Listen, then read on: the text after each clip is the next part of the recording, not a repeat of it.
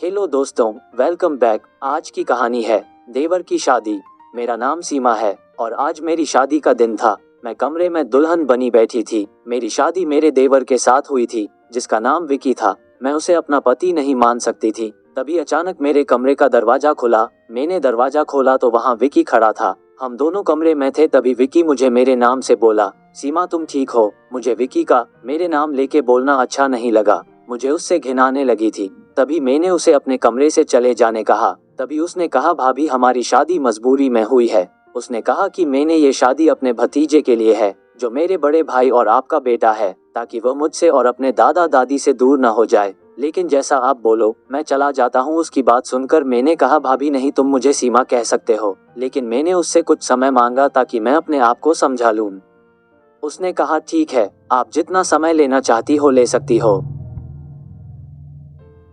मुझे कोई एतराज नहीं है। मेरे पति राजेश और मेरी शादी काफी समय पहले हो गई थी।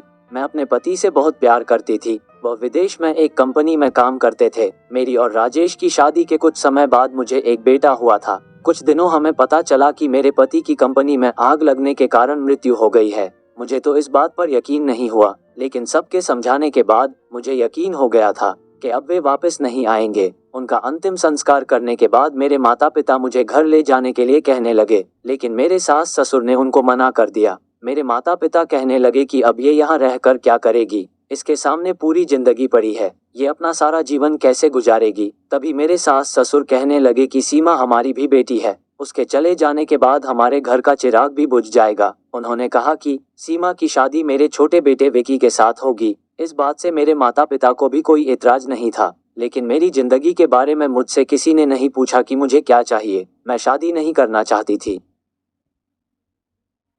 लेकिन मेरे माता पिता ने मुझे समझाया। मैं उनकी बात मान गई, लेकिन मेरा दिल अपने ही देवर को पति नहीं मान सकता था। थोड़े दिन बाद मेरी शादी विकी के साथ करवा दी गई।